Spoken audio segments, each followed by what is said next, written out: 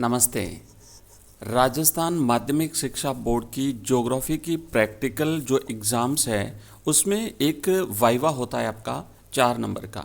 आज की इस वीडियो में हम कम्प्लीटली वाइवा पर फोकस करेंगे, यानी वाइवा में कौन कौन से मुख्य प्रश्न आपसे पूछे जा सकते हैं।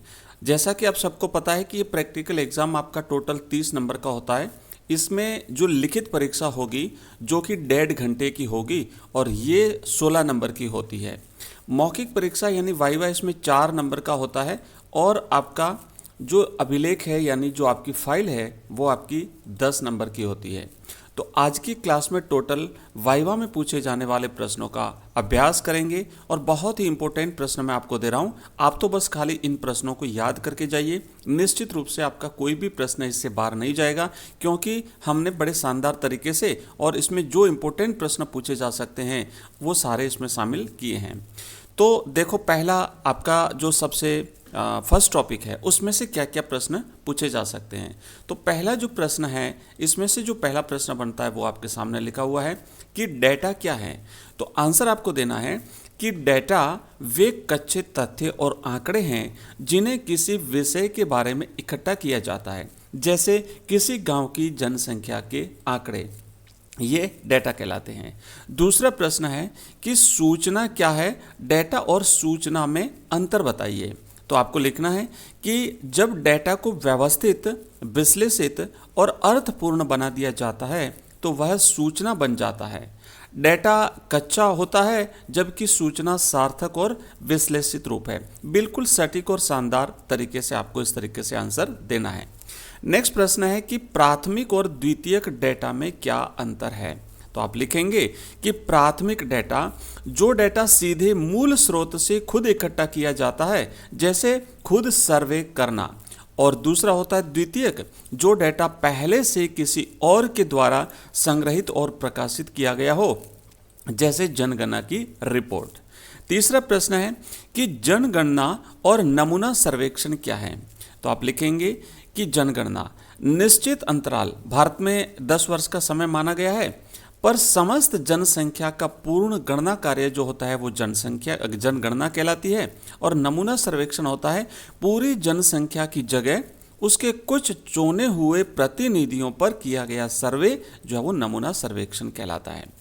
अगला प्रश्न है सर्वेक्षण की मुख्य अवस्थाएं क्या है। तो उत्तर लिखना है, सबसे पहले समस्या का चयन किया जाता है, फिर प्रश्नावली बनाई जाती है, फिर उसका डेटा संग्रह किया जाता है, फिर वर्गीकरण और तालिकीकरण किया जाता है, उसके बाद उसका विश्लेषण किया जाता है और अंत में निष्कर्ष निकाला जाता है। ये सर्वेक्षण की एक पूरी प्रोसेस रहती है जिसको आपको फॉलो करना है। अगला प्रश्न आपके सामने है कि प्रश्नावली और तालिकीकरण क्या है। तो पहले तो प्रश्नावली के बारे में बताना है। सूचना एकत्र करने के लिए तैयार प्रश्नों की जो सूची होती है वो प्रश्नावली कहलाती है। और तालिकीकरण का मतलब होता है डेटा को पंक्तियों और स्तंभों में सारणी के रूप में यानी टेबल फॉर्मेट में उसे व्यवस्थित करना या लिखना जो होता है वो आपका क्या कहलाता है, तालिकीकरण, या उसे टेबल कहते हैं। तो ये हमारा सेकंड चैप्टर। अब सेकंड चैप्टर में से भी इसी प्रकार के मोस्ट इंपॉर्टेंट प्रश्न आप थोड़ा सा ध्यान से समझें, पढ़ें, तो आपका एकदम शानदार हो जाएगा। तो सेकंड हमारा जो चैप्टर है सांख्यिकी माप से रिलेटेड प्रश्न इसमें बनेंगे, जैसे औसत, उसके बाद फिर हम यहाँ पे देखेंगे मध्यिका और बहुलक को परिभाषित करें। एक प्रश्न जैसे मान लो आपका आया है तो आपको बताना है औसत यानी मीन। सभी मानों के योग को मानों की संख्या से भाग देने पर जो प्राप्त मान आता है वो औसत कहलाता है, जिसे इंग्लिश में मीन कहते हैं। फिर है मध्यिका यानी मीडियन। आरोही या अवरोही क्रम में व्यवस्थित डेटा का ठीक मध्य का जो मान होता है वो मध्यिका कहलाता है। और लास्ट में आता है बहुलक यानी वह मान जो डेटा में सबसे अधिक बार आता है, जिसकी आवृत्ति सबसे ज़्यादा होती है वो बहुलक कहलाता है। फ्रीक्वेंसी जिसकी ज़्यादा होती है वो बहुलक कहलाता है। ये आपको इस तरीके से लिखना है। चलिए नेक्स्ट, अब देखो अगला प्रश्न है कि चरम मानों यानी एक्सट्रीम वैल्यूज से सबसे कम प्रभावित माप कौन सा है। तो आप बताएंगे कि मध्यिका, क्योंकि यह केवल बीच की संख्या पर आधारित होता है, किनारों की संख्या बड़ी या छोटी संख्याओं से इसे फर्क नहीं पड़ता है।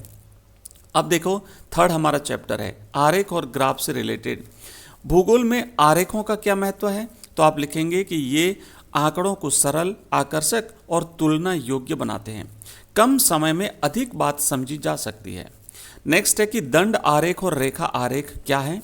तो आप लिखेंगे पहले दंड आरेख के बारे में कि आंकड़ों को खड़ी या आड़ी पट्टियों यानी बार के रूप में जब दर्शाया जाता है तो वो दंड आरेख कहलाता है। और रेखा आरेख समय के साथ बदलाव को बिंदुओं को रेखा से जोड़कर दिखाना, जैसे तापमान को दिखाने वाली जो हम रेखा बनाते हैं वो रेखा आरेख कहलाता है। इसके बाद अगला प्रश्न है वृत्त आरेख यानी पाई चार्ट में कोण निकालने का सूत्र क्या है। तो आप लिखेंगे कि कुल 360 के वृत्त को अनुपात में बांटना, जैसे आंशिक मान जितना आपने माना है उसमें कुल मान का भाग दे करके और 360 से गुणा करना है। तो ये उसका सूत्र हो गया, आप इसे याद कर लीजिए, बिल्कुल वाइवा में पूछा जा सकता है। अगला प्रश्न है कि पवन, गुलाब और प्रवाह आरेख क्या दर्शाते हैं। तो बच्चों आप लिखेंगे कि पवन, गुलाब जो है ये हवा की दिशा और हवा की फ्रीक्वेंसी यानी आवृत्ति को दर्शाता है, जबकि प्रवाह आरेख जो है वो किसी वस्तु या जनसंख्या का एक स्थान से दूसरे स्थान पर जाना तीरों द्वारा दिखाया जाता है। नेक्स्ट देखो अगला है विषयगत मानचित्रण। विषयगत मानचित्रण और वितरण मानचित्र क्या है। तो आप लिखेंगे किसी विशेष विषय जैसे वर्षा, जनसंख्या, फसल या वस्तु के भौगोलिक फैलाव को दिखाने वाला मानचित्र जो है वो विषयगत मानचित्र कहलाता है। अब देखो नेक्स्ट है हमारा डॉट विधि, आइसोप्लेथ और क्लोरोप्लीथ में अंतर बताइए। तो डॉट विधि बिंदुओं द्वारा वितरण, जैसे बिंदु एक निश्चित जनसंख्या को दिखाना। आइसोप्लेथ में क्या होता है, समान मान वाली रेखाएं खींचना, जैसे समदाब रेखाएं होती है। और क्लोरोप्लीथ में अलग अलग रंगों या सेट से घनत्व दिखाना, जैसे वर्णमात्री। नेक्स्ट है पैमाना क्या है। तो मानचित्र की दूरी और धरातल की वास्तविक दूरी के बीच जो अनुपात होता है वो आपका पैमाना कहलाता है। और नेक्स्ट हमारा लास्ट प्रश्न है, लास्ट टॉपिक है सर्वे। क्षेत्र सर्वे का मुख्य उद्देश्य क्या है। तो आप लिखेंगे किसी क्षेत्र की वास्तविक भौगोलिक स्थिति को प्रत्यक्ष रूप से समझाना और डेटा को, सही डेटा को प्राप्त करना। अगला है, तो अब ये जो हमारा था ये कुछ हमने प्रश्न जो है वो कर लिए हैं। और अब यहाँ पे कुछ प्रश्न जैसे प्रैक्टिकल फाइल में इंडेक्स क्यों जरूरी है, अगर वाइवा में उत्तर न आए, आपको कोई प्रश्न में समस्या हो जाए तो आपको क्या करना है। तो इस तरीके से हमने कंप्लीटली जो है ये आपका एक बनाया था कि भाई आपको वाइवा में हेल्प जो हो जाए। अगर आपको ये वीडियो पसंद आया है बच्चों तो इस वीडियो को हाइप करना है, इस वीडियो को लाइक करना है, दोस्तों के साथ ज़्यादा से ज़्यादा शेयर करना है। और अगर आपका कोई टॉपिक आपको समझना है, कोई डिफ़िकल्टी आ रही है तो आप मुझे कमेंट बॉक्स में कमेंट डाल देना। नेक्स्ट क्लास जो है वो अब हम आज से ज्योग्राफी के मेन एग्जाम्स के लिए यानी थ्योरेटिकल जो एग्ज़ाम होगा उसके लिए मॉडल पेपर्स की शुरुआत करेंगे। तो अब हमारा यहाँ पे हमने प्रैक्टिकल को क्लोज करेंगे और कल से जो नेक्स्ट हमारी क्लास आएगी मॉर्निंग में वो रहेगी आपके मेन एग्ज़ाम को फोकस करते हुए। तो चलिए मिलते हैं अगली क्लास में, तब तक के लिए जय हिंद, जय भारत।